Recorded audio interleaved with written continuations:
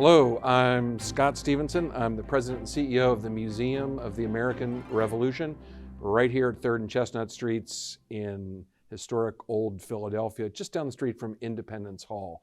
And today we're going to try to answer the question, what did the Revolutionary War really look like? So on this episode of AmRev360, I'm very excited to be joined by our good friend, Don Troiani, America's most celebrated academic realist historical painter, a specialist in bringing American military history to life. And we're gonna have a great conversation today. Of course, all of this is tied in with the special exhibition that's running at the museum, here at the museum until September of 2022. So for the next 11 months, you'd have an opportunity to come here to the museum and see this wonderful exhibition of Don's work focusing on the Revolutionary War.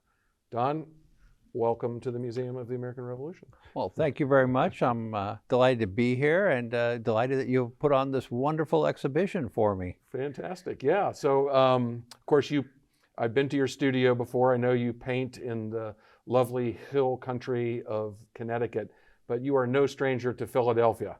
I'd love to hear a little bit about your training. I know you've spent a little bit of time here in the city of brotherly love. Well, yeah, between 1967 and 71, I was at the Pennsylvania Academy of Art as a student. So I got to know the city and the area and the Germantown battlefield and all those things pretty well. Yeah.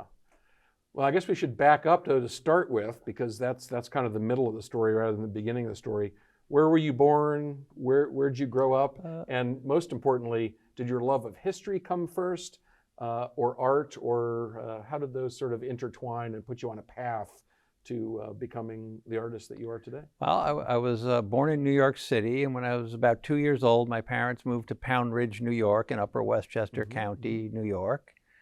And a lot of the interest started with my father's war stories. He was in World War II, so I like World War II things, and I like war movies on TV and the things kids like. My parents were very interested in antiques, so they became eventually antique dealers, but my father was a commercial artist. So you have these two things sort of intertwining, and there was art supplies around the house all the time.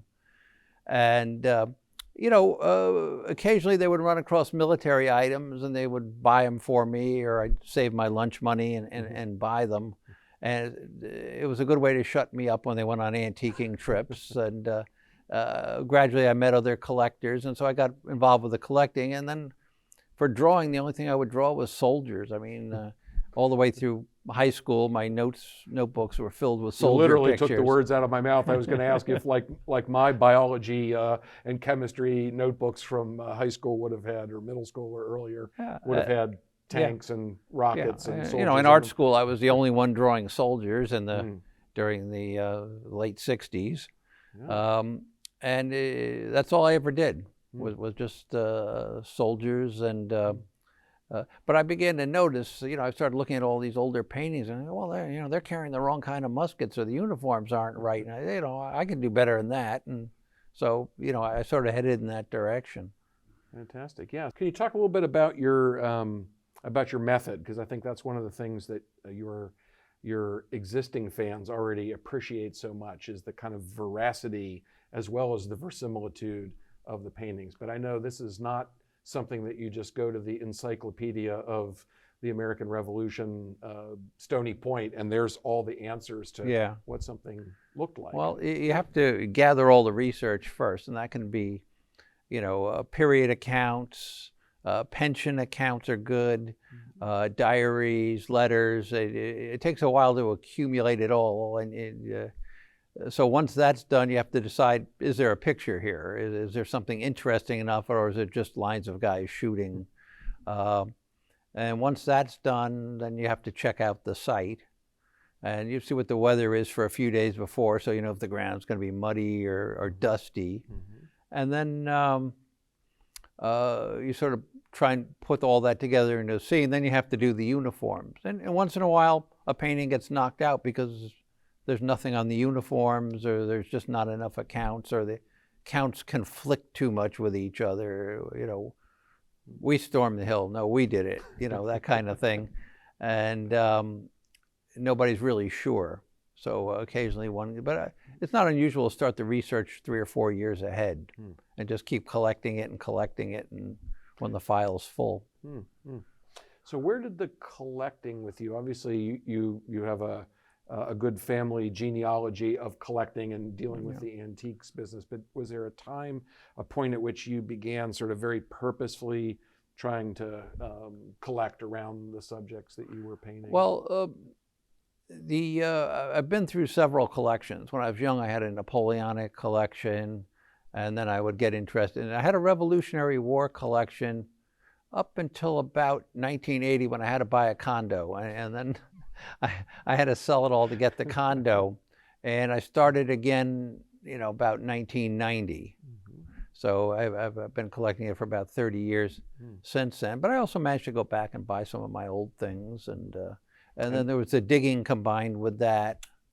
Archaeology, sure, yeah. Yeah. I was about to say, we're surrounded actually by many objects that normally reside in your studio there that are part of the exhibition, the Liberty exhibition. Well, there's nothing like looking at the real thing. So if you're painting some kind of cartridge box, and I'm not sure about some details, I can just put it up right by the easel.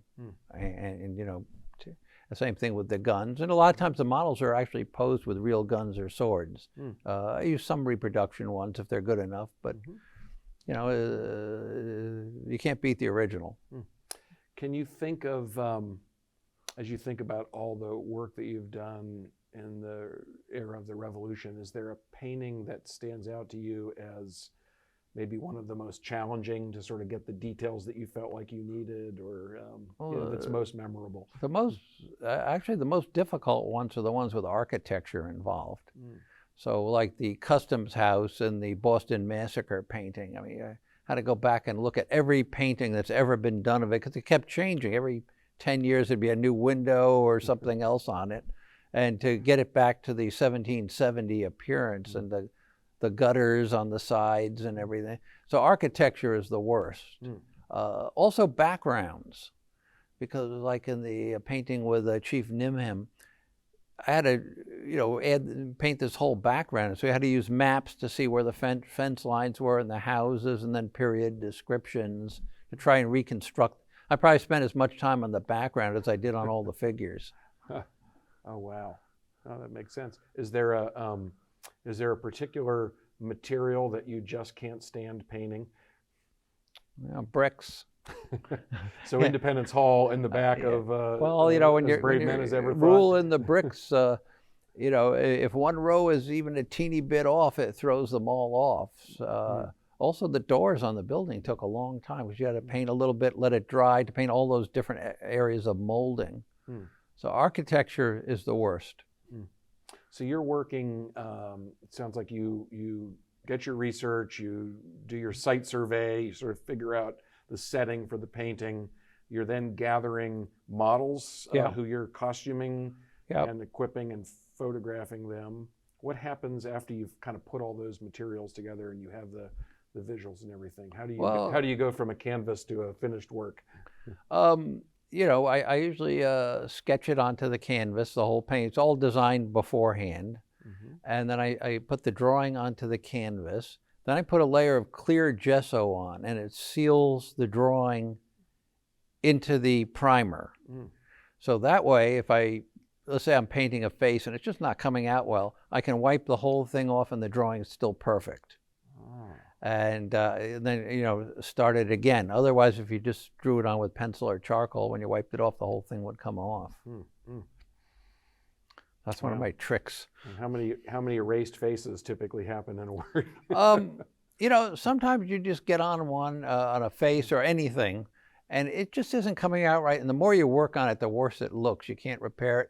And a lot of times I'll just wipe it off, and in 20 minutes, I'll do a better one the second time than it spent hours on the first time. Because all these faces are, like about that big in the painting. So it's like I'm a miniature artist. Fine brushes. Especially if it's personalities, like, Washington, and you're dealing with a face that's an inch high.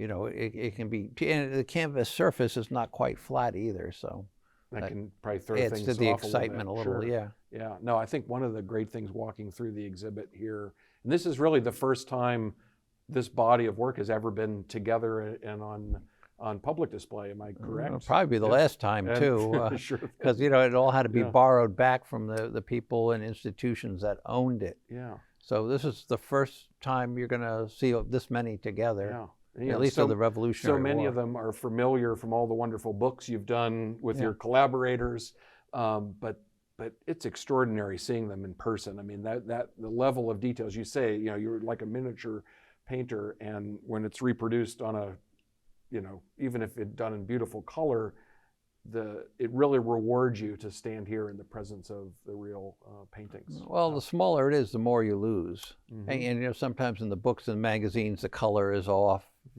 It's not the same. So it's never like seeing the real thing, or seeing them framed. Oh, yeah, right. You Yeah, probably see them. almost never see them framed. They get shipped off Yeah. just on the stretchers. Yep. Fantastic. Yeah, this is great.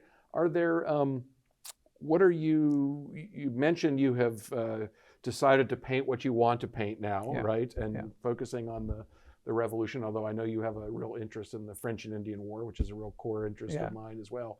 What are some of the things you're sort of working on now, or what can people look forward to seeing, say, over the next year? I just did the Battle of Pound Ridge, which is actually one of the biggest cavalry battles of the war that nobody's heard of. And I used to live in Pound Ridge, so I just did that, and I did a Germantown. Unfortunately, they were done a little too late to get into the show. And I would like to do Stony Point. I think that needs to be done. Probably a Yorktown storming the redoubts, but Stony Point and even the storming of the redoubt, I'm pretty sure at Yorktown the Americans were wearing hunting shirts, not regimental coats. I just have to decide whether I want to do the French storming the redoubt or the other, or the Americans.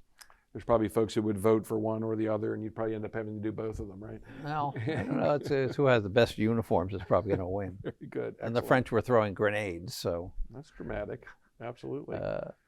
So yeah, there's a lot of battles I would like to do yet, you know, in the limited time I have left. Well, hopefully not too limited. Hopefully not. So you're going to be busy. Yeah. Well, we are so grateful here at the museum for the opportunity to work with you to bring all these works together, for you to generously lend objects from your own collection to pair them with those paintings. Well, I'm honored that you had, you know, this exhibition for me. You've done a fantastic job with it. I think everybody, you know, should come and see it several times. And because it's going to be the only chance you're going to have to see all these originals in one spot. Yeah. Excellent. Well, Don Troiani, thank you for joining us today, and look forward to the next work off your easel. Okay. Thank you very much, Scott. Take care.